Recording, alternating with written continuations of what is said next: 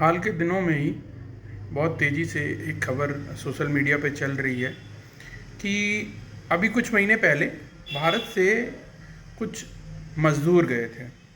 उनमें वो सारे लोग थे जो किसी न किसी टेक्निकल काम में दक्ष हैं। स्पेशली फ़िलिस्तीनियों को जब इज़राइल ने बाहर निकाला, 1 लाख जो उनके यहाँ लेबर थी उनको युद्ध के चलते हुए अपने देश से बाहर किया कि उनको काम नहीं देंगे, तो उनको लोगों की ज़रूरत थी। और इसको लेके भारत के जो राजनेता हैं उन्होंने ये उनको एश्योर्ड किया कि आपको भारत में अच्छे और कुशल कारीगर जो है वो मिल जाएंगे कंस्ट्रक्शन के लिए। थोड़ा सा बैक में चलते हैं, फिर आप बात करेंगे कि आज ये बात जो है वो क्यों चल रही है। तो होता ये है कि वो जो भी पैरामीटर्स हैं उनके ऊपर एक भर्ती प्रक्रिया के तहत लोगों को ले जाया जाता है और तकरीबन इंडियन की करेंसी के हिसाब से 1.5 लाख रुपए वेतन बनता है इज़राइल में। इसके लिए लोग जाते हैं और सरकार ने भी उसमें अपनी वाहवाही बताई कि हमने इतने सारे लोगों को रोज़गार से लगा दिया। वो एक अलग बात है कि आपने देश के लोगों को मजदूरी के लिए भेजा है, लेकिन ठीक है, ज़रूरत के हिसाब से लोगों की ज़रूरतें पूरी होंगी, उनके पास पैसा आएगा। लेकिन एक मीडिया रिपोर्ट्स के हिसाब से बहुत सारे जगह पे ये प्रस्तुत किया जा रहा है कि इज़राइल के लोग और इज़राइल की कंपनियां और सरकार, उन लोगों को जाने के बाद इस चीज़ का रियलाइज़ हो रहा है कि उन्होंने जो भर्ती प्रक्रिया के तहत लोगों को, जिन लोगों को बुलाया है, उनको कोई काम अच्छे से करना नहीं आता है। वो गलत तरीके से वहाँ भेज दिए गए हैं। भारत में क्या सिस्टम है, प्रैक्टिकल होता है, किस तरीके से होता है हम और आप सभी जानते हैं। भर्तियाँ होती हैं कैसे होती हैं हम और आप सारे लोग जानते हैं। मैं उसके ऊपर कोई प्रश्न चिन्ह नहीं लगाना चाहता हूँ। मैं सिर्फ ये कहना चाहता हूँ कि ऐसे लोग वहाँ अगर पहुँचे हैं और इस तरीके का बयान आया है या इस तरीके की चीज़ें चल रही हैं, तो अंतर्राष्ट्रीय स्तर पर आपकी इमेज क्या बनेगी कि आप देने के लिए जो मज़दूर दे रहे हैं वो आपके मज़दूर भी कुशल नहीं हैं। वो भी कैसे गए हैं कि मुझे जहाँ तक याद आता है कि लखनऊ में जो ITI कॉलेज है वहाँ भर्ती प्रक्रिया चली हुई थी, अलीगंज में है जो है, और भी कई जगह से, हरियाणा से, कुछ दक्षिण भारत से भी लोग गए हुए थे। तकरीबन 38,000 लोगों के आसपास लोग गए हुए थे।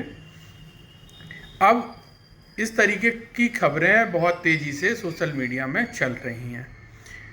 जनरली होता ये है कि जो हम लोग एक आध बार कोई चीज़ देखते हैं उसके ऊपर भरोसा कर लेते हैं, लेकिन उसके साथ ही साथ जो आधिकारिक बयान आया है, क्योंकि जब चीज़ें चलती हैं तो वो सरकार के नॉलेज में अभी आती है, चाहे वो अपने देश की सरकार हो चाहे इजराइल सरकार हो। तो इजराइल सरकार ने स्पष्टीकरण देते हुए स्पष्ट किया है कि उन्हें भारतीय मज़दूरों से और भारत के जो टेक्निकल लोग गए हुए हैं वहाँ हाउस निर्माण के लिए और दूसरे जो कामों के लिए वो लेके गए हैं, उनसे किसी प्रकार की कोई शिकायत नहीं है। वो उनके काम से पूरी तरीके से संतुष्ट हैं और लोग भी जो गए हुए हैं वो अभी वहाँ से सकुशल और संतुष्ट हैं और अच्छा उनको काम मिल रहा है। साथ के साथ ये भी ऐलान किया कि जल्द ही और भी बहुत सारे लोगों को यहाँ से लेके वहाँ काम के लिए ले जाएंगे, काम कराएंगे। अब सोशल मीडिया पे बातें हैं वो चलती रहती हैं। आप सबके बीच में भी ये बात कई सारे वीडियो के माध्यम से घूम फिर के आएगी, लेकिन आपको क्या लगता है, आप क्या सोचते हैं विचार में कि हमारे देश की छवि अगर ऐसा हो रहा है तो कैसे बनेगी? क्योंकि सरकारों का एक नैतिक दायित्व भी होता है कि इजराइल सरकार भले ही संतुष्ट ना हो, लेकिन फिर भी मुझे लगता है कि ऐसे नहीं बोल सकती कि हमने जो है गलत भर्ती प्रक्रिया से या गलत तरीके से चयन करके लोगों को यहाँ बुला लिया है और वो कुशल कारीगर नहीं है।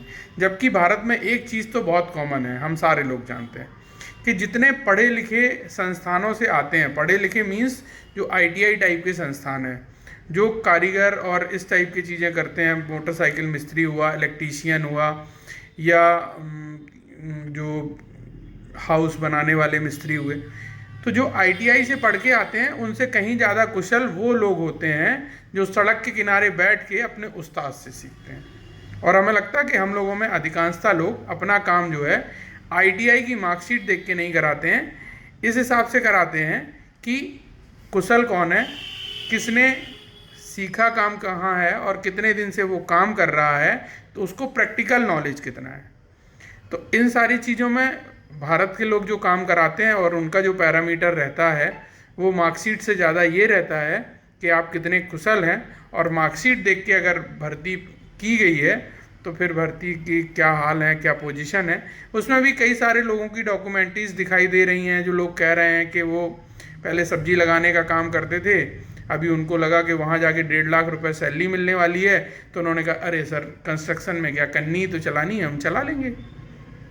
ऐसे लोग भी गए होंगे, उनकी वजह से भी ऐसी चीज़ें जो है वो आ सकती हैं। पर मुझे लगता है सरकार को थोड़ा सा एहतियात बरत के अच्छे लोगों को भेजना चाहिए। भारत में काम करने वाले लोगों की कमी नहीं है, उनको ज़रूरत भी है, लेकिन अगर आप पात्र लोगों को भेजेंगे तो वह एक अच्छे रिजल्ट्स भी देंगे और आने वाले टाइम में अच्छा एक सोर्स ऑफ इनकम भी बनेगा, लोगों को रोज़गार भी मिलेगा। हालांकि बहुत अलग टाइप की बात है, उस पर क्रिटिसाइज़ करना ठीक नहीं होगा कि आप अपने देश से मजदूर कहीं जो है भेज रहे हैं, लेकिन ज़रूरत के लिए करना पड़ता है। इतना बड़ा देश है, लोग करना चाहते हैं, उनकी ठीक ठाक इनकम भी होगी, उनकी परिवार की जो स्थितियां हैं वो सुधरेंगी, बच्चों को पढ़ाने में, दूसरी चीज़ों में मदद मिलेगी। साथ के साथ ये भी ख्याल रखना ही होगा कि आप उनके साथ अच्छे परिणाम के लिए अच्छे लोगों को भेजें जो डिज़र्व करते हैं। कि किसी का भी ये मन हुआ कि आप हमको किसी भी तरीके से बैकडोर एंट्री से या कुछ भी करा के कि अच्छा पैसा मिलने वाला भेज दें, वहाँ जाके आप अपना काम नहीं कर पा रहे हैं, फिर आपको भी परेशानी होगी। नो डाउट अगर कोई कहीं पैसा देगा, आप दूसरे देश में हैं और आप अपना काम नहीं कर पा रहे हैं, तो आपको मीडिया रिपोर्ट्स में तो हालांकि ये तक खबर आ रही थी कि आपको जिस काम के लिए लाया गया वो काम अच्छे से नहीं कर पा रहे हैं, तो आपसे दूसरा काम करवाया जा रहा है, आपसे दूसरे तरीके से मेहनत मजदूरी करवाई जा रही है। ठीक है, तो अब जैसा भी है, लेकिन फ़िलहाल ये एक मुद्दा है जो आने वाले टाइम में कुछ दिनों तक चलता रहेगा। और आप सबके बीच में मैं ये छोटा सा मेरा एक इसके ऊपर वक्तव्य था, आप सब बताइएगा कि आपको कैसा लगा, और आप सबके बीच में दोबारा आते रहेंगे। तब तक के लिए थैंक यू सो मच।